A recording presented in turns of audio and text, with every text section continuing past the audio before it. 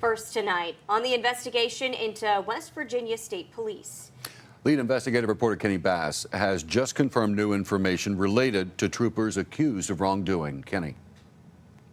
Well, Dave, this is a statement from the Office of Governor Jim Justice. Eyewitness News has learned of alleged wrongdoing by a senior member of the West Virginia State Police, which was relayed to Colonel Jan Cahill.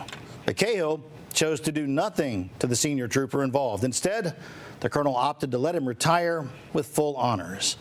Eyewitness News requested information from the governor's office about the incident and received the statement I just held up within the last hour. It says the governor's chief of staff, Brian Abraham, met with Colonel Jan Cahill last month on February 16th.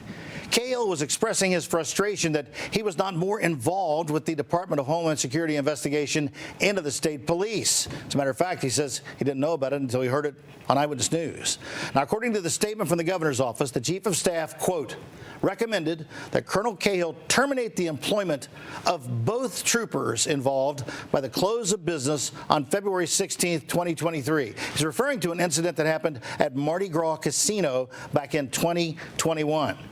Now, when Abraham called the next day to ask Cahill what had been done, the colonel advised that, quote, one trooper opted to retire and that he transferred another from the Bureau of Criminal Investigations to the Turnpike.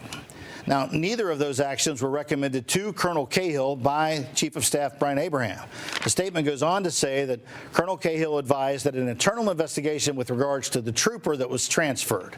In interviews conducted last week with other media outlets, Colonel Cahill said that if he were aware of any wrongdoing by senior staff members, the guilty would be held accountable and that they would be gone.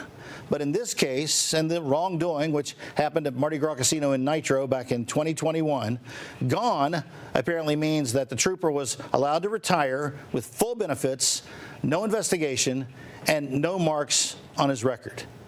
We will keep you posted as we continue digging. For now, reporting in the studio with this Eyewitness News investigation, I'm Kenny Bass.